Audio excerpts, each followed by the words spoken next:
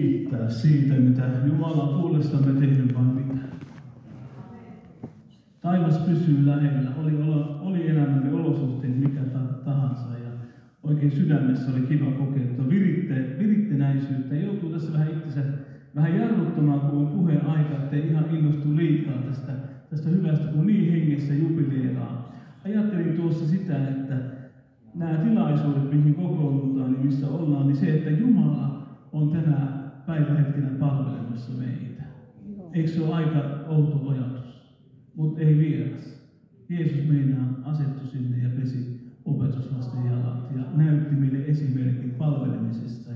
Ja sydämessäni on sellainen odotus tänäkin päivähetkenä, että Jeesus voisi Pyhän kautta olla tänään palvelemassa meitä ja haluaa palvella meitä. Me tullaan Jumalan palvelukseen, mutta tämä Jumalan palvelus on kaksitahoinen. Me palvelemme Jumalaa ja Jumala palvelee meitä. Se on sitä dialogia, mitä tuossa puhuttiin. Että ei ole vain yksin puhutaan. Ei ole semmoinen Jumala, joka puhuu meille yksin ja kertoo meille ja sanelee meille, mitä pitää tehdä. Vaan me voimme olla tämän kaikkivaltian Jumalan kanssa vaikutusalassa ja vaikuttamisessa. Hän kuuntelee meitä. Joskus jopa vastaa meidän toiveittemme mukaan. Ei sano vaan, että tehkää näin ja pala latvaa, vaan myöskin kuuntelee meidän sydämemme toiveita. Ajattelin tänään puhua meille sellaisesta aiheesta kuin kutsumus ja vähän käydä seurakuntavirkoja läpi. Mä tiedän, että te olette useimmat täällä jo monivuosikunnallisia kristittyjä, mutta seurakunnan keskelle tulee aina välillä ihmisiä, jotka ei ole kaikkia niitä alkuasioita kuullut, mitä te olette välttämättä kuullut. Ja sitten välillä on niin, että seurakunnan elämässä niin tietyt teemat tulisi toistua aika ajoin sitten tämän seurakunnan niin kuin tässä syklissä, tässä vuosisuunnitelmassa sanotaan näin. Ja joskus on hyvä ottaa niitä esille. Tuo kutsumushan tarkoittaa sitä, että ihminen kokee palavaa halua suorittaa jotakin itselleen merkityksellisesti koettua tehtävää. Ja tuo kutsun löytäminen ja tarkentaminen on yksi elämämme tärkeimpiä tehtäviä. Hengelliseen elämään kuuluu se, kun ihminen tulee uskoon, että jossakin vaiheessa, kun on ensin rakkaus on vähän laantunut, tai ehkä siinäkin suhteessa, kun vielä rakastunut oikein kovasti Kristuksen, ajattelee, että mikä voisi olla se mun paikka, mihin mä oon kutsuttu, miten mä voisin palvella Jumalaa. Ja se on niitä terveitä ajatuksia, mitä tulee olla ihmisille, jotka on terveissä suhteessa Jeesuksen Kristuksen kanssa. Miten kutsumuksen voisi sitten määritellä? Joku on sen sanonut tällä tavalla, että ihminen kokee valtavaa kiinnostusta tai intohimoa, jota hän ei kykene olemaan tekemättä todellista kutsumusta kohtaan. Ihminen ei koe siinä syvää vastenmielisyyttä, eikä sen toteuttaminen tuota suoranaista ahdistusta, vaan enemmän mielihyvää, kun saa olla oikealla paikalla ja palvella Jumalaa. Te tiedätte, kun joskus voi olla sillä tavalla, että se meidän kanneli joutuu menemään sinne puuhun, tai se lentää joskus sinne puuhun, ja elämäolosuhteet tulee meidän elämään, me voimme soittaa sitä kannalta ja palvella samalla tavalla kuin ennenkin. Ja on huomannut näissä ihmisissä sitten, jotka on tämmöisessä tilanteessa olleet, on tullut elämään jonkinlainen vajavaisuus, niin se kutsu kuitenkin polttaa siellä sydämessä, ja se on sellainen pakottavana tarpeena, kun sen on Jumala eräänä kertana sinne sydämeen laittanut. Se on sitä kutsumusta, jota koetaan sittenkin, vaikka elämä ei aina menisi niin suoraan, vaan menisi mutkien kautta, laaksojen, vuorien kautta, mutta Jumala ei sitä kutsumustansa siellä kadu. Ja se on hieno nähdäkin, että vaikka se on semmoista omaa tuskaa ihmisellä, kokee, että ei voi ehkä toteuttaa tällä hetkellä sitä omaa kutsumustansa, mutta kun Jumala on kutsunut, niin Jumala sitten avaa ne ovet, kun se aika taas jälleen on. Että astia, vaikka se on siellä hyllylläkin, eikö näin? Ja Jumala murtaa meitä, niin kuin on sanonut, että hän ei murskaa meidän elämäämme. Tai jos hän murskaakin meidät, niin te tiedätte sen laulun, että hän säilyttää ne jokaiset palat. Ja sen jälkeen lähtee uudelleen sitten tekemään uutta astiaa siitä pilalle menneestä saviastiasta. Ja jos muistatte joskus, kun kerroin siitä savenvalajan prosessista, siitä, että kun tämä savi joutui sinne kaikista kovempaan sinne sinne lämpötilan sinne uuniin, niin tästä rikkoutuneesta safinastiasta tuli kaikista ehin astia. Tai siis tämmöinen voimakkaampi astia, käyttökelpoisempi astia. Olisi ollut eka luulla, että ne uudet, jotka laitettiin sinne uuniin, niihin tuli uusi pinta ja uusi kiilto. Mutta ne ei ollut niin vahvoja kuin se, joka oli särkynyt, ja se oltiin uudelleen tehty se uusi astia. Eikö näin? Me ihmisinä ajateltaisiin näin, että se on särkynyt ja pilalle mennyt. Tiedätkö, mestari sanoo, että se ei ole pilalle mennyt, nyt vasta mahdollisuudet alkaa. Nyt oma minä on saanut koulut, oma ylpeys on saanut koulut. Nyt ei koroteta henkilöä minua, vaan korotetaan Jeesusta Kristusta. Niin kauan kuin meillä on omaa voimaa, me korostamme vallua ja jotain muuta korostamme, mutta kun meidän elämäämme laitetaan sinne uuniin, meidän elämäämme tulee vaikeutta, sen jälkeen vasta mestari pääsee käyttämään meitä. Onhan meillä näitä valtavia kokemuksia, että ollaan koettu, että ollaan ollut Jumalan käytössä, mutta sanoisin monta kertaa, että oma ego on ollut käytössä. Mutta Jumala haluaa, että hänen ekonsa pääsee meissä esille ja loistamaan. Se pääsee sitä kautta, kun me murrutaan ja me joudutaan palasiksi, me joudutaan menemään ja silloin meidän elämästämme nousee jotakin ihmeellistä, joka ihmisetkin tajuu siitä, että tämä ei ole tästä miehestä, tämä ei ole tästä naisesta, vaan tämä on Jumalan työ tässä ihmisissä. Sitä kautta Jumalan kunnia ja kirkkaus pääsee tulemaan lävitse. Luetaan tätä johdannoksi täältä kirje Efesolaisille 4, 11 ja 16. Täällä sanotaan näin. Hän antoi toiset apostoleiksi, toiset profetoiksi, toiset evankelistoiksi, toiset paimeniksi ja opettajaksi. Miksi? Tehdäkseen pyhät valmiiksi palveluksen työn, Kristuksen ruumiin rakentamiseen, kunnes me kaikki saavutamme ykseyden uskossa, Jumalan pojan tuntemisessa, kypsän miehuuden, Kristuksen täyden iäisyyden mitan. Silloin emme enää ole alaikäisiä, jotka ajelehtivat ja ovat kaikkiin opin tuulten heiteltävinä, ihmisten arvopeleissä ja eksityksen kavalissa juonissa, vaan me noudatamme totuutta rakkaudessa ja kaikin tavoin kasvamme häneen, joka on pää, Kristus. Hänessä koko ruumis yhteen liitettyinä ja koossa pysyen jokaisen jäsenensä jänteensä avulla kasvaa, rakentuu rakkaudessa sen voiman mukaan, joka kullakin ruumiin osalla on. Kuulin joskus semmoisen opetuksen siitä, että kuinka moni on teillä kuullut semmoista kuin 5 sormen virasta. Jotkut on kuullut siellä näin. Minäpä kerron tämän, mitä mä joskus kuulin. Joku kuvaili näin, että apostoli on niin kuin peukalo, jonka vaikutusala on vähän laajempi kuin muiden seurakuntavirkojen. Apostoli on yhtä aikaa opettaja, paimen, evankelista ja profeetta. Hänen elämässään ilmenee siis kaikki nämä arvotukset. Sitten on etusormi, ja se on niin kuin profeetta, joka osoittaa seurakuntaa päin ja tuo sanomia. Hänellä on oma tehtävä, mutta kuitenkin rajoitettu tehtävä. Sitten on evankelista, jolla on kaikista pisin sormi. Yleensä evankelista on esiintyessään kaikkein näyttävämpi, komein, ja hänen kokouksessaan eniten väkeä. Ja hänen toiminta seurakunnan keskellä on enemmän tämmöistä näkyvää. Sitten on nimetön sormi. Se on paimen, jossa on rengas, ja se viittaa siihen, että paimen on naimisissa seurakunnan kanssa. Sitten viimeksi pikkurilli. Se on opettaja. Ja kaikki virat niin tässä seurakuntaruumiissa on yhtä tärkeitä. Katsotaan nyt ensiksi apostolin virkaa. Täällä Luukas 16, 12 ja 16, 6, 12 ja 16 sanoo näin.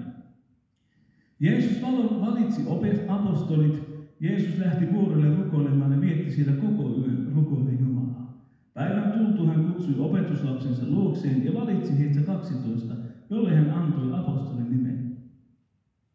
Samoin edelleen Jeesus kutsuu ja valmistaa ihmisiä tehtävään. Ja siitä on hyvä esimerkki myöskin se, miten Jeesus kutsui Paavalin ja kasvatti häntä. Ja seurakunnassa huomattiin jossakin vaiheessa Paavalin armotus, ja siellä sanotaan näin, että apostolien toisessa 13, 1 ja 4 näin, että Antikion seurakunnassa oli profeettoja ja opettajia, Barnabas ja Simeon, josta käytettiin nimeä Niger, kyrenialainen, Lukios, Menahem oli nämä nimet, joka oli neljännesruhtinaan Herodeksen kasvikumppani sekä Saul, siis Paavali. Ja kerran, kun he olivat palvelemassa Herraa ja paastoimassa, Pyhä Henki sanoi, eroittakaa Barnabas ja Saul minun työhöni siihen tehtävään, johon minä olen heidät kutsunut. Niin he paastosivat ja rukoilivat, ja sitten he panivat kätensä näiden päälle ja lähettivät heidät matkaan. Siis Pyhä Henki vaikutti profeetoissa ja näissä opettajissa ja johti heitä eroittamaan ja siunaamaan Barnaban ja Saulin työhön. Kansa ei valinnut heitä siihen tehtävään, vaan apostolit valisti heidät siihen tehtävään. Apostolit lähetettiin alun perin viemään sanomaan Jeesuksesta uusille alueille. Täällä roomalaiskirjeessä 15.20 Paavali sanoo, olen pitänyt kunnia-asianani julistaa evankeliumia siellä, missä Kristuksen nimeä ei vielä ole mainittu, etten rakentaisi toisen laskemalle perustukselle. Tuo sana apostoli merkitsee lähettää pois, lähettää matkaan. Apostolit kutsuttiin, heidät koulutettiin ja heidät valtuutettiin ja sen jälkeen lähetettiin viemään uusille alueille evankeliumia. Näin oli myös alkuseurakunnassa toimivien apostolien kanssa. Tämä apostolin tehtävä on ehkä nykyään enemmän tämmöinen lähetyssaarnaajan tyyppinen, joka toimii pioneerina ja menee sellaisille työalueille, missä vielä evankeliumia on vielä viety ja julistaa siellä evankeliumia. Tarkoituksena on perustaa seurakunta tuonne paikkakunnalle. Vieläkin on näitä pimeitä alueita, mihin vielä kaivataan näitä ihmisiä. Lähetyssaarnaajat menee ja kertoo ja julistaa evankeliumia. Jumala kutsuu vielä tänä päivänä ja valtuuttaa. Mua siunasi tässä se ajatus, että kun heidät koulutettiin, niin myöskin heidät valtuutettiin. Eli se valtuutus tarkoitti tässä sitä, että he saivat valtakirjan mennä ja toimia sillä lahjalla, mikä hänellä oli. Heihin luotettiin, että Jumala oli varustanut nämä ihmiset, antanut heille tehtävän, ja sieltä ei muut lähtenyt takaa sitten sorkkimaan ne tehtäviä, vaan heillä oli luottamus seurakunnalta ja vanhimmilta toimia sen arvotuksen mukaan, eikö näin? Ja se toi semmoisen ihan erilaisen arvovallan näiden ihmisten ja näiden palvelijoiden elämään. Ja näin se pitäisi olla sanan tänä päivänäkin meidän kohdalla. Kun me siunataan, niin me ei vaan pelkästään siunataan, vaan me myöskin valtuutetaan ihmiset tekemään sitä työtä, mihin Pyhä Henki on kutsunut heidät. Ja eikä ajatella, että ne olisi jollakin tavalla ylpeitä tai mahtiponttisia, vaan näihin asioihin kuuluu tietynlainen semmoinen, että ihminen itse on niin kuin omatoiminen ja on niin kuin itse se moottori ja menee yhteistyötä tietysti seurakunnan kanssa. Mutta ei turhaa anele, ymmärtäkää nyt oikein sitä, voinko tehdä tai millä tavalla on. Vaan tietää, että Jumala on minut kutsunut. Herättää sitten joku yöllä vaikka kello 4 aikaa, niin ei tarvitse ajatella, kuka minut on kutsunut, vaan Jumala on minut kutsunut. Tämmöistä tervettä itsetuntoa Jumala haluaa vaikuttaa meissä. Kun Jumala kutsuu meitä, me ollaan Jumala edustajia. Me olemme nöyrästi hänen edustajissa, mutta samalla tietoisimme, että me ollaan kuninkaan palveluksessa, että meillä on ihan mitä tahansa porukkaa. Kuningas on kutsunut meidät, katsonut meidän yhteistyökelpoiseksi, vioistamme huolimatta. Hän haluaa päästä kanssamme yhteistyöhön ja tehdä omaa valtakuntansa työtä juuri sinun kautta, juuri minun kautta. Niillä lahjoilla, mitä Jumala itse kullekin meille antanut. Monesti on näin, kun Raamattu sanoo, että älkää tunteko toisiaan enää lihan mukaan. Nyt nämä palvelustehtävät ja nämä virat ei olekaan siitä kysymys, että jos ei mun naama satu miellyttämään, niin mä voin kokea, että Jumala ei ole tätä kutsunut tai tälle antanut tehtävää. Ei, tämä on täysin vihallista. Raamattu sanoo, jos me halutaan olla raamatullisia, mennään taas Raamattuun. Mitä Raamattu sanoo? Me ei tunneta ketään lihan mukaan, vaan minkä mukaan? Kuka sanoo reilusti? Hengen mukaan. Mikä sen ihmisen henki on? Mikä sen ihmisen kutsuu? Mikä minä olen silloin sanomaan? Eikö niin? Jumala valitsee, ketä valitsee. Käyttää, ketä käyttää. Että hänen jumalallinen tarkoitusperänsä menee eteenpäin ja vaikuttaa seurakunnan keskellä. Onneksi Jumala ei kysy minulta ja onneksi ei kysy sinulta, vaan hän oman määrän tietomuksensa kautta hän itse valikoi, ketä hän käyttää.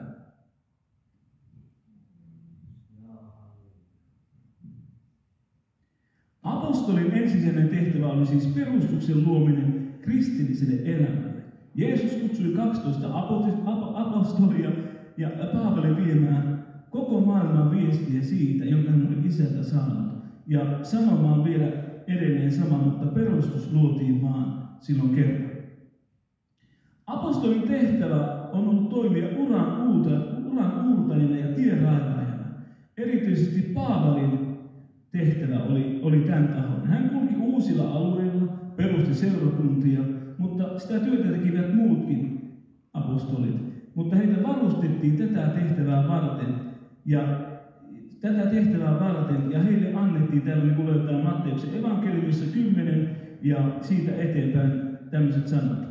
Jeesus kutsui 12 opetuslastaan luokseen ja antoi heille vallan karkoittaa kaikkia henkiä ja parantaa kaikkinaisia tautia ja vaivoja.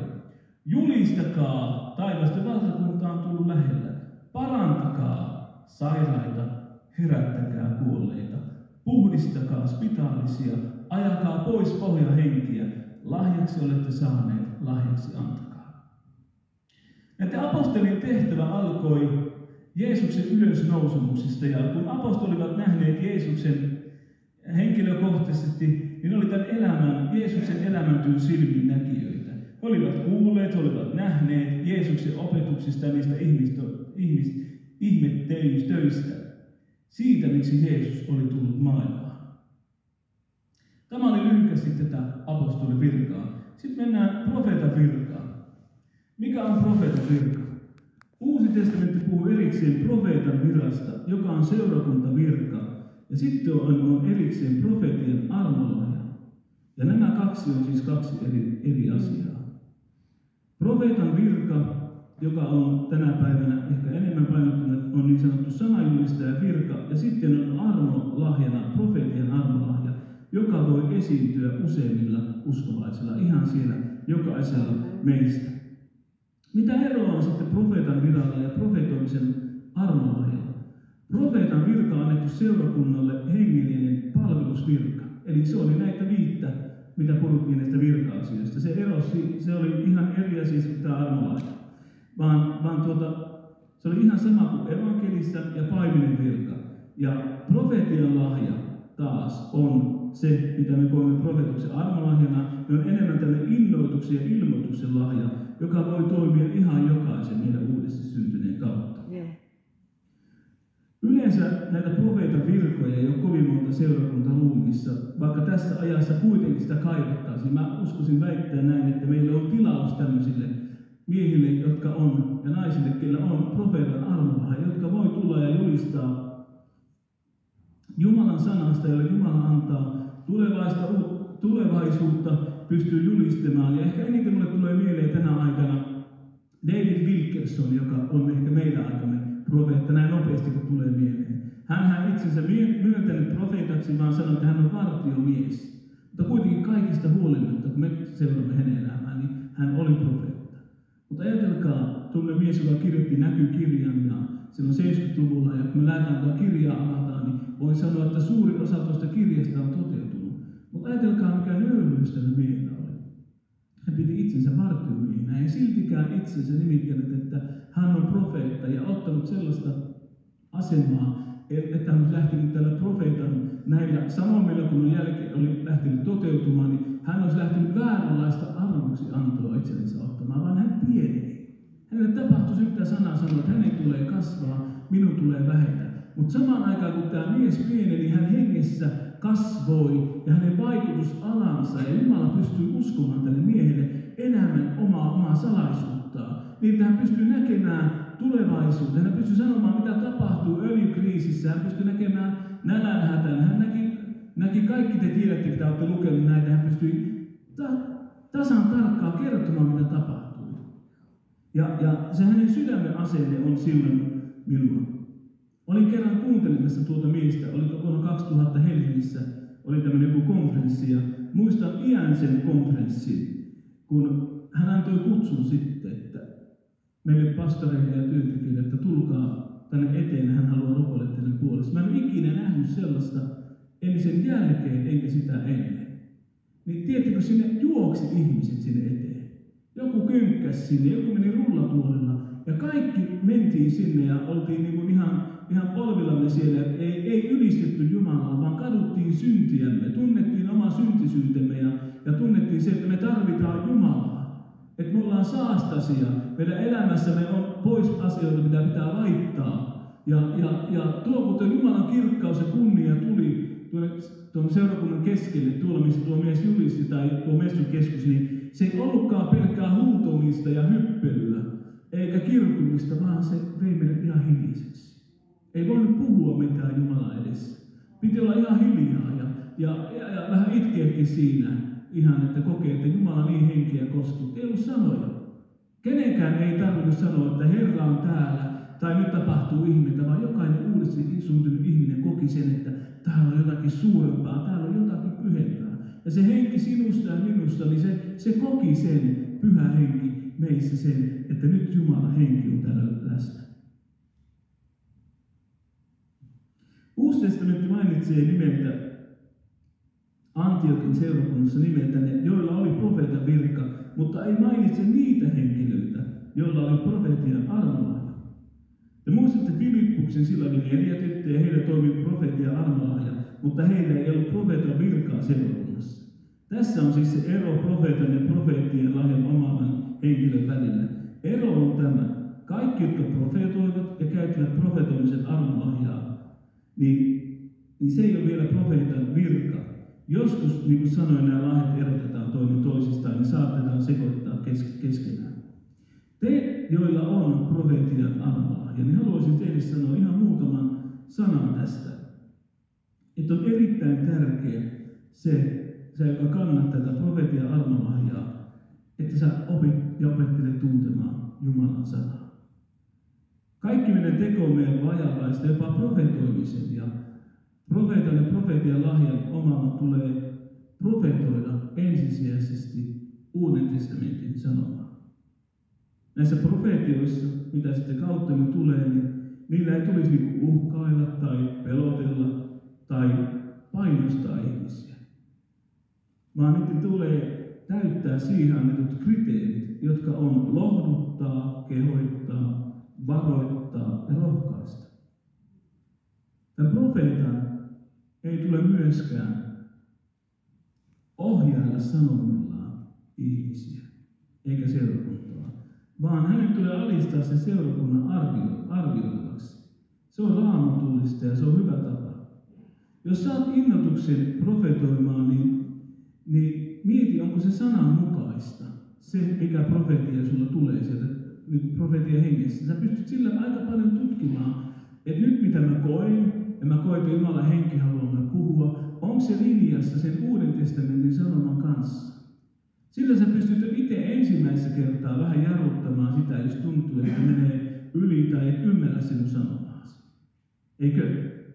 Ja sitten, jos olet sen tehnyt ja koet siitä semmoista varmuutta ja näin, niin tuu sitten ja kerro se sun, mikä se sun innotuksesi on. Mutta on hyvä tapa koetella itseänsä. Ja muistaa se, että Jumalan sana on seurakunnassa se korkein autoriteetti. Sen jälkeen hyvänä lisänä toimii profeetian armolahja, joka tukee Jumalan sanan ilmoitusta. Sitä ei saa koskaan eikä milloinkaan nostaa korkeammalle kuin Jumalan sana. Raamattu on se ykkönen. Vaikka tulisi minkälainen mies, tulisi vaikka minkälainen nainen tänne, esiintyisi voimakkaasti, tapahtuisi ihmeitä ja merkkejä, mutta ei hän viissaisi eikä osoittaisi tiedä Raamattua ja Jumalan sanaa, niin hän on väärä profeetta. Näitä on hyvä puhua tänä päivänä. Saattaa tulla ihmisiä keskuuteemme ja olla keskuudessa ihmisiä, jotka sitten hallitsee näillä lahilla ja ei olekaan Kristuskeskistä tämä sanoma. Sen takia on hyvä oppia koettelemaan näitä lahjoja. Ja samaan aikaan, kun minä puhun tässä, niin teillä on seurakuntana etuoikeus ja oikeus punnita, mitä Valle täällä tänään puhuu. Mutta se tehdään Jumalan sanalla. Ja sen takia on hyvä, että te opettelette se, oli se kuka tahansa meistä, että onko se sanassa, onko se Jumalan sanalinjassa, mitä täällä opetetaan ja mitä puhutaan. Vajavaisia me ollaan. Ja sattuu virheitä, mutta se on eri asia se, jos me puhutaan niin kuin yli ilmoituksen, mikä on Raamatun ilmoituksen.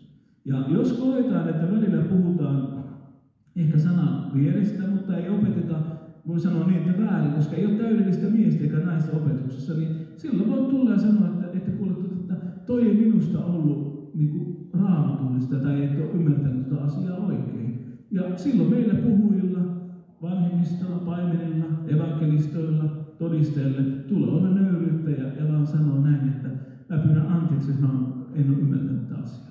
Eikö näin? Ne on sellaisia normaali terveitä pelisääntöjä, joilla me pystytään pitämään seurakuntaa raittiina ja terveenä.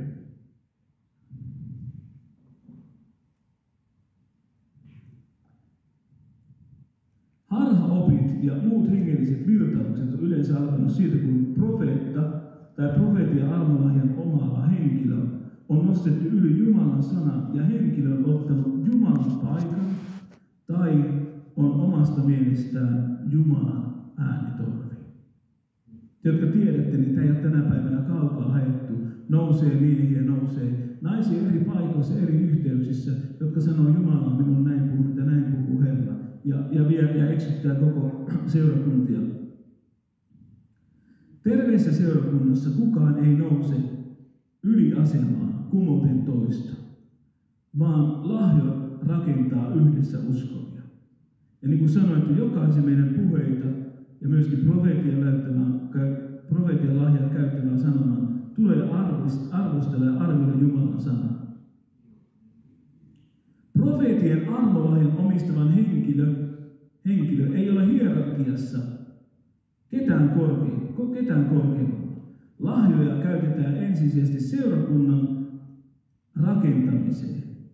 Lahja tulee armosta, ei pyhyyden kautta siitä, että olet hyvin onnistunut, vaan armosta. Koska muuten tämä lahjan nimi olisi tekojen lahja. Ja se tulisi meille siitä pyhyydestä ja hyvyydestä, mitä meissä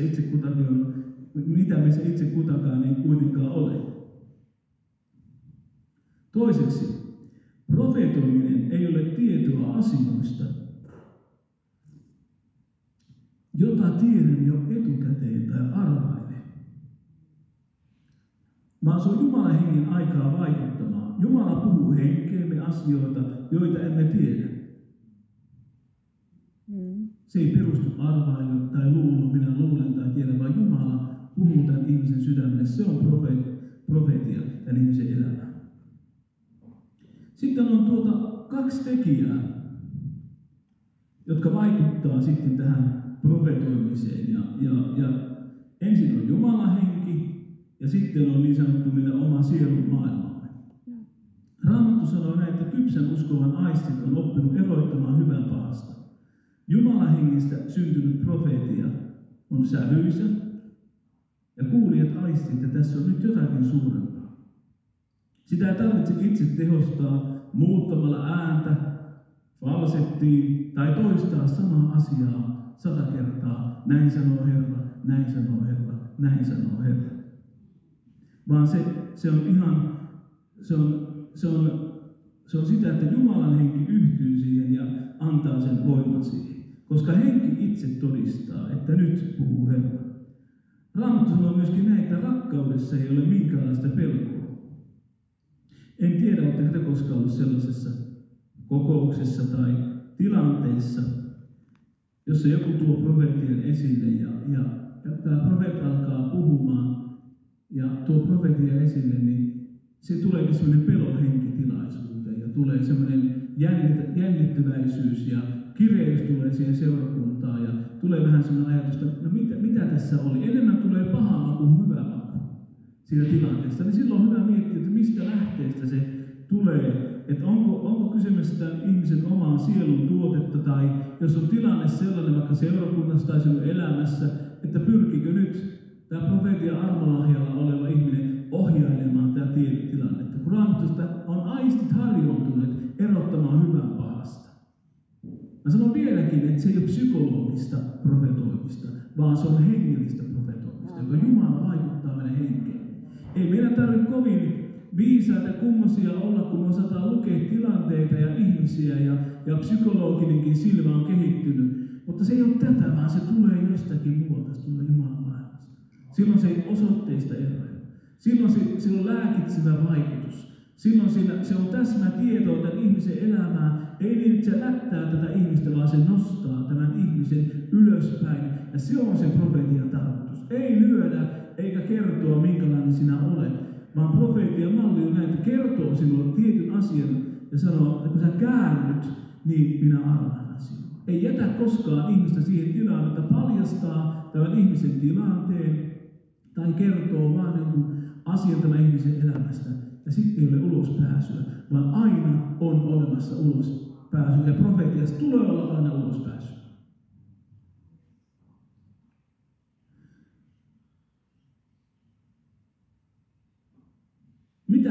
Mitä on sitten sielullisuus?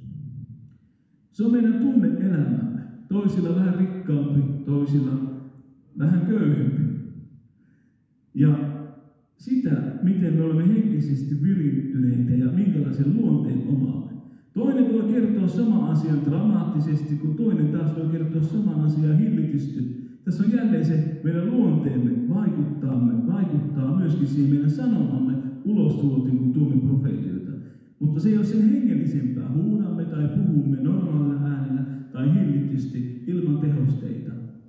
Vaan se on itse asia se, että Jumalan henki puhuu sinä tuon sen profeetin ulos. Nämä muut on korostuksia sitten, mitä minun persoonassani on. Ja eikä siinä mitään olla erilaisia. Joku kertoo saman asian meitä, että oli 5 ihmistä kokouksessa. Toinen tulee sanoa laidalta, oli 30 ihmistä kokouksessa. Ja huomaa aina, että tämä, joka puhuu aina 30, niin sillä on aina tämmöinen pieni liioittelun maku siinä. Eikö niin? Puhutaan ihan avoimesti, eikö niin? Se on ihan hyvä puhua avoimesti.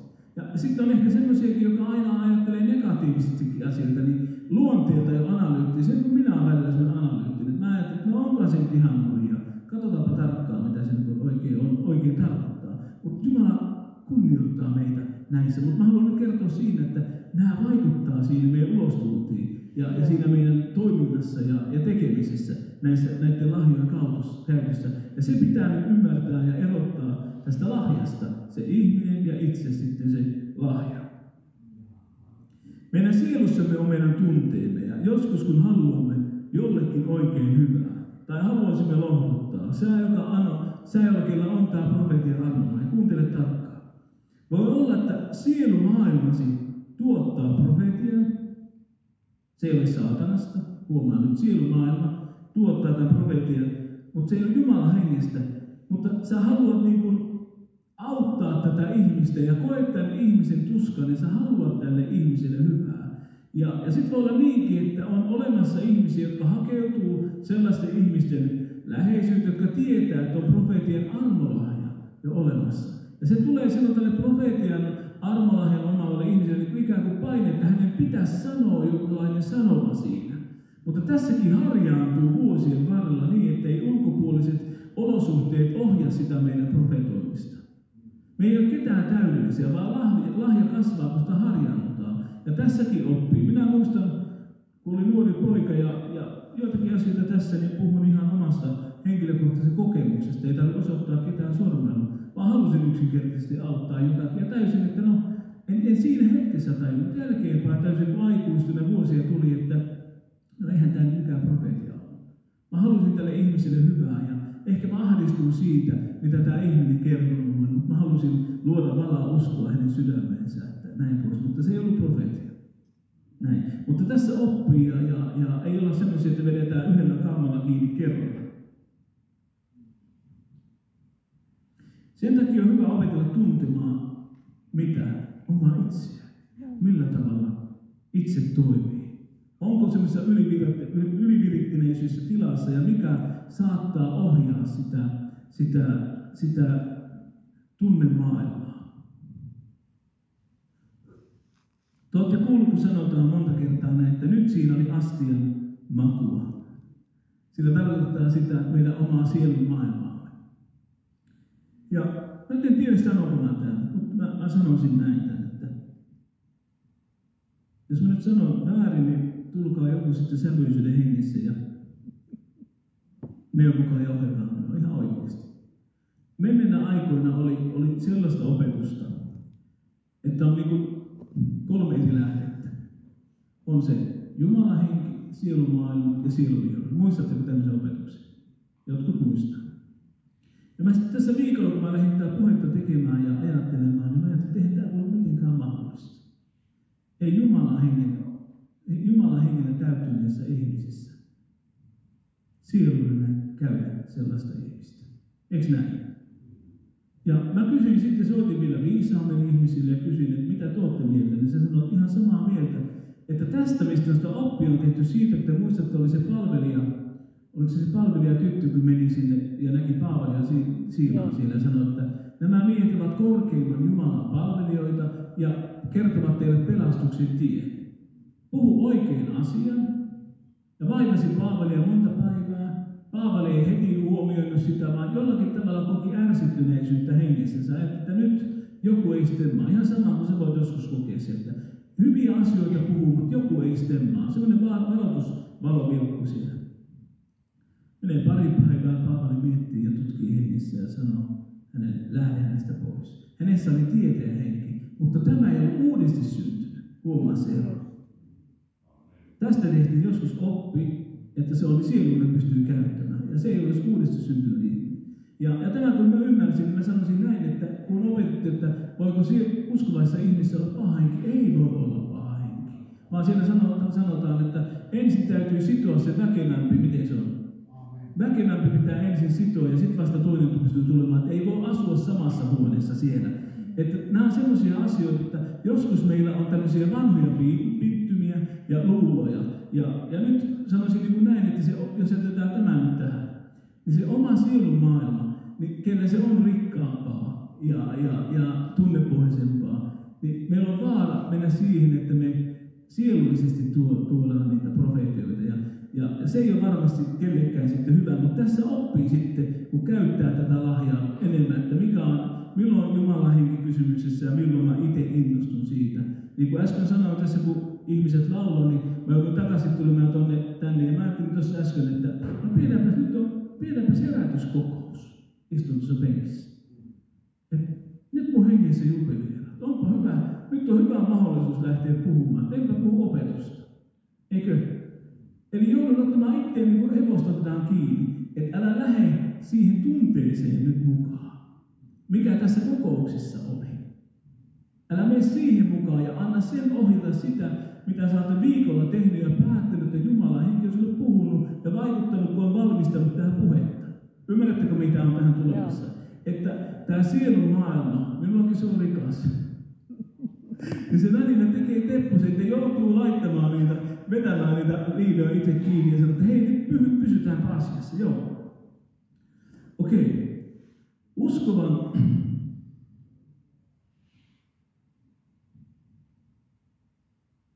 Uskovan ihmisen sisäinen elämä muodostuu sielu ja mielen, eli psyykkeen ja hengen yhteistoiminnasta. Mieli on ajattelu ja tunteiden ja tahtoelämän keskus. Sitten ihmisenä me ollaan erilaisia persoonallisia. Jumala on meihin asettamaan temppelemätäkin osalta erilaisia. Ja toisella on niin rikkaampi tähän tunne-elämä. Ja sitten saattaa olla voimakas tahto ja nopea äly ja analyyttinen ajattelu, että huomaa tilanteita nopeasti. Ja se on sitä vaan monta kertaa, että kasvuolosuhteet, elämäntilanteet on opettanut meitä lukemaan tilanteita. Mutta täällä sanotaan tällä tavalla. Jumalan käyttöön, jos me alistetaan ne Jumalan käyttöön ja pyhitetään ne Jumalalle, ne on siunaukseksi seurakunnalle. Se, että me osataan lukea tiettyjä tilanteita ja sitten me ollaan alistettu se Jumalan hengen alaisuuteen, eikä käytetä niitä asioita väärin. Ne ei ole hengen lahjoja, vaan nyt kokemuksen kautta, elämän kokemuksen kautta tulevia apuja meidän elämäämme. Mutta näissäkin me hairahdumme ja voimme mennä väärin. Että meidän täytyy olla silläkin tavalla, että ei minä tule sokeasti luottaa siitä, mitä me näemme ja koemme. Sitten pyhä henki on hieno valainen, eikä hän loukkaa, ja vie henkilöä, jolle sanoma tulee tilanteeseen, joka on nolo sille henkilölle, kenelle sä profetoit. Tässäkin on hienos käytöstavat otettava huomioon, ja Jumala tietää, jos me latelemme sellaisia salaisuuksia toistemme elämästä, että henkilö loukkaantuu, niin silloin tämän ihmisen sydän menee kiinni. Eikä se varmasti ota vastaan sitä, mikä on Jumalan hengen, eikä sitä kehotista. Näissä on monta kertaa tehty paljon yliluonteja herätysliikkeemme ja seurakuntimme keskellä. Ja näiden virheiden takia on joskus jäänyt ihmisiä jopa pois seurakuntayhteydestä, kun on taitamattomasti profetoitu. On tuotu omia luuloja, jotka eivät ole tosiasioita, vaan nousee omasta sydämestä, ja silloin se loukkaa ja satuttaa, ja sen vastaanottaja voi huonosti ja saattaa jopa jäädä pois seurakuntayhteydestä. Profeetoijan tulee käyttäytyä asiallisesti ja hienovaraisesti henkilöä kohtaan, jolle kertoo sanoman ja kunnioittaa tätä ihmistä. Ei pakottaa häntä kuuntelemaan eikä ohjaamaan profetiaa. Profetian sanoman tuo ei koskaan saa vaatia itselle sellaista arvonantoa, että vaatii ihmiset hyväksymään ihmiset heidän profetiansa. Tai jos arvostelevat minua, niin sanoo, että nyt arvostelet Jumalaa. Tämä on epätervettä. Profetoijan työn sanoma ja kuulijalla tulee olla lupa arvioida sanomaa sanalla ja ottaa sen vastaan, mikä on hyvä, ja jättää huono pois. Toinen kriteeri on sitten tämä, että rakentaako profetian armolahja ja seurakuntaa ja kasvattaako se ihmisiä seurakunnan Kristuksen ja Jumalan sanaa. Jeesus opettaa näin, että väärät profeetat ovat susia lampaiden vaatteissa. Te tunnistatte ne hedelmistä. Oikean väärän ei siis erota ulkoisesti, vaan pitemmän tähtäimen seurauksena. Eli kun ihmistä seurataan, minkälaisen jäljen se jättää, onko tämän ihmisen elämässä hyvä edellä vai jäljessä? Jättääkö se sekasorron siellä seurakunnassa, missä se on palvelemassa, tai toimii, tai siinä rukousryhmässä tai piirissä, vai kuuluuko se sellainen viesti, että nämä on rohkaistuneita ja nämä pääsee kasvamaan eteenpäin?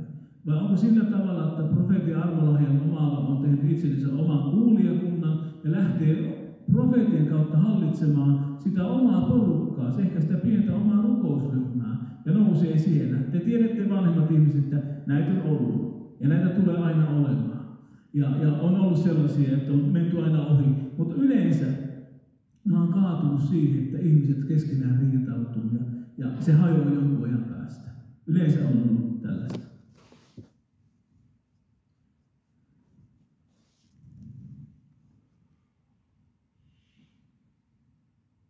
Kolmas arviointi on rakkaus.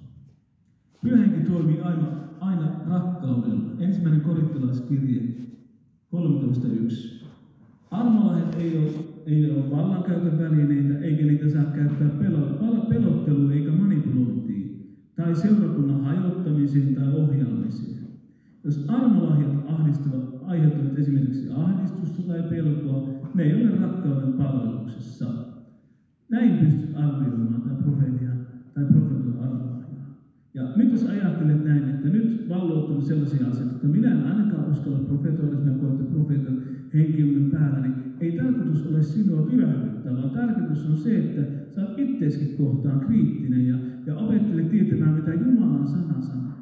Ja opit ymmärtämään sitä, kun se profeetan henki tulee sun ylle, opit sen käytännössä ymmärtämään, puhuuko nyt Jumala vai mun omat tunnemaailmani. Pystyt niin olemaan sellaisella aaltopituudella, että pystyt tarkkaamaan itseäsi. Eikö? Joo. Ja kun pystyt tarkkaamaan itsesi, niin silloin sä oot alistunut siihen, Jumalan henki opettaa, että asioihin vaan harjaannutaan niitä käyttämällä. Jos sitten ajatellaan tämä profeetan virkaa, mikä oli erityisesti tämä profeetan armolahja, niin se oli ensisijaisesti sanan julistajan virka. Ja vanhan testamentin aikaa profeetta tarkoitti hieman eri asiaa kuin Uudessa testamentissa. Ja Tämä voi joskus aiheuttaa sekaannuksia. Vanhan testamentin profeetta oli selkeästi Jumalan ja Israelin kansan välillä toimiva sanansaattaja. Profeetan sanat olivat kiistatta Jumalan sanoja. Ja ne, jotka epäilivät profeettaa, saatettiin jopa tappaa. Tai sitten oli niin, että jos ei profeetian sanoma tapahtunut, niin profeetta saatettiin kirittää. Aika julmaa, eikö ollut? Mutta näin oli vanhassa testamentissa. Profeetta sai Jumalalta erityisen kutsun tehtävänsä. Ja monella oli kutsumusnäkynsä, joka myöhemmin vastustusten keskellä rohkaisi jatkamaan toimintaa. Täällä Jeremian kirjassa 27:9 sanotaan näin, että profeetta ei voinut olla julistamatta Herran sanaa, vaikka hän olisi halunnut välillä vaieta. Ensimmäinen Tessalonalaiskirje 5:19-24 sanoo näin. Henkeä älkää sammuttako, profetoimista älkää halveksuko, mutta koetelkaa kaikki, pitäkää se mikä on hyvää, karttakaa kaikenlaista pahaa, mutta itse rauhan Jumala pyhittäköön heidät kokonansa ja säilyttäköön teidän henkenne ja sielunne ja ruumiinne nuhteettomana meidän Herran Jeesuksen Kristuksen tulemukseen. Hän, joka teitä kutsuu, on uskollinen ja hän on se myös tekevä. Profeetien armolahjan omavalla on tärkeää elää lähellä Jumalaa ja olla alamainen Jumalan sanalle ja seurakunnalle. Ne varjelivat sinua itseäsi sekä Jumalan seurakuntaa, joka äsken luettiin. Nyt harpataan henkilöä, joka julistaa hyvää sanomaa. Hänen sanomansa on evankeliumia ja Paavali selittää, mikä on evankeliumi. Siinä on 3 pääkohtaa. Ensimmäiseksi, Kristus on kuollut meidän syntiimme tähden kirjoitusten mukaan. Toiseksi hänet haudattiin. Kolmanneksi Kristus nousi kuolleista 3. päivänä kirjoitusten mukaan. Evankelistan tärkein tehtävä on siis julistaa evankeliumia ei uskoville, eikä se rajoitu vaan siihen. Hänellä on toinenkin tehtävä, innoittaa seurakuntaa evankelioimaan ja opettaa seurakuntaa evankelioimaan ja todistamaan ja tekemään pyhiä valmiiksi palveluksen työhön. Hyvä esimerkki on tällä Uudessa testamentissa Filippus, joka julisti kaupungille, mutta samalla myöskin ihmisille hoviherralle pelastusta ja selitti kirjoituksia. Eikä sovista unohtaa sitä, että evankelista virkaan kuuluu myös niin kuin muihinkin virkoihin, joka harvemmin sanotaan ääneen, mutta se on yhtä lailla kuin kaikki meidän muiden palveluvirat on tehdä pyhiä palveluksen työhön Kristuksen ruumiin rakentamiselle. Sitten monta kertaa vähemmälle huomiolle jää evankelistan persoonallisuus ja omat henkilökohtaiset ominaisuudet. Kun meillä on tämä herätysliike ja meidät on tunnut kovasta äänestä ja itkusta ja hyvästä laulustakin helluntai-liikkeenä, niin meillä saattaa joskus olla väärä kuva tästä evankelistasta. Ja me mietitään näin, kun me nähdään oikein sanavalmis ja räiskyvä henkilö, että no siinä on sitten evankelista ja se tuolla menee räiskyä, mutta joku on joskus ollut tällainen. Mutta siitä on jäänyt meille herätysliikkeen keskellä sellainen kuva, että kaikki evankelistoilla pitää olla sellaisia. Samanlaisia, kova-äänisiä, remupäisiä ja tällä tavalla. Vaikka Jumala on kutsunut jokaisen omana persoonana. Ja sitten jos me lähdetään ajattelemaan, että no tuo henkilö ei passaa tuohon tehtävään, jos sen näköinen eikä kokoinen, eikä mikään suupaltti ja joku nerokas tuolla ihmisten kanssa olemaan, niin me saatetaankin mennä väärin. Koska me arvioidaan näitä tilanteita väärin. Ja voi luulla niin, että niin kuin menneinä vuosina ajateltiin näin, että siihen kuuluu vauhti ja huuto. Niin kuin tänään meitä on täällä koolla erilaisia ihmisiä, niin jokainen meistä, myös evankelistat, on yksilöitä ja erilaisia. Monta kertaa teemme virheen siinä, kun laitamme evankelistoille tietyt valjaat ja odotukset päälle, ja odotamme, että evankelistamme on tietynlainen kopio jostakin evankelistasta, joka on ehkä aikaisemmin toiminut seurakunnassa, ja vertaamme sitten itsemme heihin, joka ei ole oikeasti ihan koko kuva evankelistasta, vaan evankelista on kuuntele tarkkaan, varustettu omilla kyvyillä, omalla persoonalla, jota Jumala käyttää. Kaikki ei ole pikkuponkkeja tai niilöylipainoja tai suurmiehiä. Evankelista on omalla paikalla, hänellä on oma lahja. Hän toimii oman elämänsä kautta. Niiden elämän vaiheiden kautta, mitä hän on käynyt läpi, Jumala häntä kouluttanut. Sen takia tuetaan heitä ja rukoilee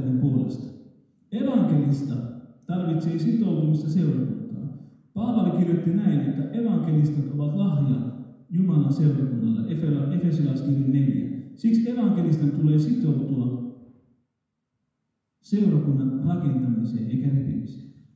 Sitten evankelista tarvitsee työtovereita. On tärkeää se, että saman kutsumuksen omaavat tukevat ja rohkaisevat toinen toisensa. Evankelistan tehtävä ei ole suosittu eikä helppo. Ja monesti, niin kuin kaikki muutkin seurakuntatyön ja virat, niin se on aika yksinäistä työtä ja siinä ei arvostusta saada. Sen takia on tärkeää, että näissä hetkissä olette evankelistoja ja teette työtä yhdessä, niin te painitte monta kertaa samoja asioita ja ongelmien kanssa. Että teistä voisi tulla sellainen yhdistyvä tiimi, jotka rukoilee ja kantaa ja käy niitä samoja taisteluita läpi, mitä jokainen käy siellä yksinään, mutta harva sitten uskaltaa sanoa tämän ja tämän asian kanssa taistelun. Sitten meillä on tietysti seurakunnassakin ollut sellainen vähän väärä käsite, että evankelista ei ole saanut sellaista arvoantoa, kun yleensä sitten ne johtajuusvirat, mitä on paljon, vanhemmisto ja kaikki muut. Ja tässäkin me ollaan toimittu väärin. Mutta tarvitsen olla niin. Mehän voidaan rupea tekemään ihan uutta seurakuntakulttuuria ja hengellistä elämää. Että me arvostetaan niitä evankelistoita, ketä on meidän kanssa.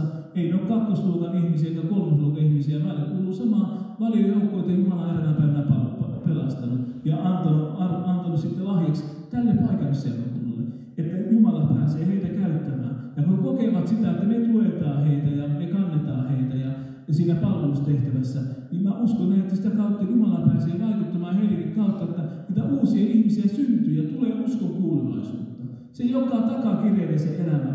Ja tämä evankelista kokee, kun se on seurakunnan keskellä, että mä oon omalla paikalla, muun luotetaan ja mä oon saanut valtuutukset toimia. Mun ei tarvitse takapenkiltä kysyä, voinko mä tehdä sitä, voinko mä tehdä, vaan niissä puitteissa, terveen harkinnan puitteissa, niin toimi niillä kyvyillä, mitä Jumala on sinulle antanut. Evankelista ja muiden lahjoja käyttäminen tulee kestää kritiikkiä. Lahjojen mukana tulee risut ja ruusut. Kyllä nämä ruusut olisi niin kivoja. Niillä olisi niin kiva katsella, kun jokainen toisi niitä, papillekin toisi niitä ruusuja ja sanoi, että hyvin tehty, well done. Mutta kun siinä tulee niitä risujakin. Mutta millä tavalla suhtaudutaan sitten niihin risuihin ja risuihin tuojiin? Niin se laittaa meitä monta kertaa sitten niin semmoiselle paikalle, että se meidän henkinen kasvu, nyt ei puhu henkellisestä kasvusta, se tulee sitten jossakin vaiheessa siellä, mutta meidän henkinen kasvu, käännytäänkö me sitä ihmistä vastaan ja saako se tilanne täysin lannistettua meille, että me annetaan periksi. Raamattu sanoo näin, että tehkää kutsumukselle lujaksi, niin ette koskaan lankea. Ei siis tarkoita uskosta, vaan sitä kutsumuksesta. Lahjojen mukana tulee siis risut ja ruusut. Ja ikävää me eletään välillä pahassa maailmassa, niin on kateellisia ihmisiä, jotka nostaa juomia ja mustamaalaa syystä toisista meitä. On tärkeää, että kaiken keskellä me ei katkeruutta, ei kannata periksi. Niin kuin sanoin, nämä tulee tehtävän ja viran mukana, joiden kanssa pitää opetella elämää ja palvelemaan. Kyllä kakusta olisi kiva saada vaan kermatuttaa, mutta siihen kuuluu tämä. Ja sitten on vielä sekin puoli, että te muistatte, kun Paavalille sanottiin, että hänelle on laitettu saatanan enkeli rusikoimaan häntä. On se ihmisluonne vaan kyllä kummallista, jos me onnistutaan. Meillä ei ole vastustusta. Meillä menee kaikki niin näin hyvin. Niin se ylpeys nousee. Joku sanoi mulle joskus näin nuorena poikana pari vuotta sitten, että sä et vielä tiedä, onko sulla vallahalu. Sä tiedät sen sinä päivänä, kun sulla on valtaa. Sä et tiedä, onko sulla rahahimo. Sun on helppo sanoa, että toinen on ahne, vasta sen jälkeen, kun sulla on itse rahaa. Millä tavalla käytämme sitten, kun meillä on itse nämä asiat annettu? Ja joskus huomaa sen, että jollekin tarvitsee antaa, kun anna vesilasit, haetko tuosta, niin huomaa, että se eikä sitä yhtään kestä valtaa. Se menee ihan humalaan sitten. En ymmärtänyt tarkoitan, että pikkuhiljaa, kun Jumala saa kasvattaa sitä henkistä puolta ja hengellistä puolta, niin nämä tulee olemaan palaksissa. Evankelistan tehtävä on kaksiosainen. Hänen tulee vahvistaa uskovia kristittynä elämiseen sekä julistaa hyvää sanomaa niille, jotka eivät vielä usko. Uskon syntyminen ei lopulta ole. Huomatkaa nyt, vapautetaan kaikki evankelistat ja kaikki todistajat. evankelistosta eikä todisteesta kiinni, vaan Pyhä Henki herättää uskoa. Jeesuksen julistetun evankeliumin kautta. Evankelista on hyvän sanan välittäjä, huomaa nyt tämän vapautunut. Hän ei ole itse sanoma, hänellä on sanoma. Amen. Hän ei ole itse sanoma, hänellä on sanoma. Hän ei ole keksinyt sanomaa, sanoma on annettu hänelle. Halleluja, ja se on vapautta. Amen. Sitten evankelistan pitäisi olla luonteeltaan vielä yhteinen rakentaja. Monen evankelistan kutsumuksena on myös yhteyden luominen ja rakentaminen kristittyjen välillä. Kulkea kanssa matkaana ja rinnalla ja rohkaista. Eli palvelustehtävä on laaja ja tärkeä. Sen takia evankelista tarvitsee rukousta ja lahja seurakunnalle. Ihan loppuhuipennukseksi. Millä tavalla Jumala valitsee sitten palvelunsa ja erottaa palvelustehtävää? Tämä valinta ei vaikuta meidän menneisyytemme, ei sosiaalinen asemamme, vaan Jumala valitsee sen, joka ei itsestään ole mitään, eikä ihmisten edessäkään, näyttääkseen oman voimansa. Jumala arvioi ihmistä ei osaamisen kautta, vaan uskon ja luonteen perusteella. Jumala antaa kyvyn ja taidon ja siihen tehtävään, niin hän kutsuu ihmisen. Jumala valitsee ja kutsuu, seurakunta asettaa. Kaikki seurakuntavirat ja palvelustehtävät perustuu ensisijaisesti luottamukseen eikä asemaan. Lahjat ei saa olla suosittelemassa, vaan tärkeintä, että Pyhä Henki suosittaa. Se on kaikista tärkeintä.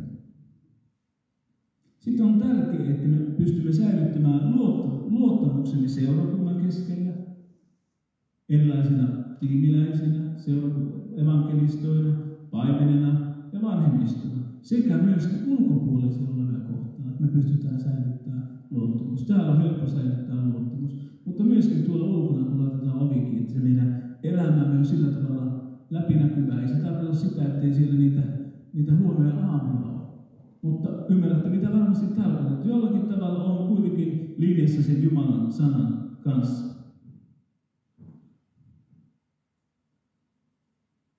Ja sitten vielä tärkeää on se, että me säilytämme opetuslapsen mielen ja sen, että haluamme oppia ja kasvaa koko ajan lisää.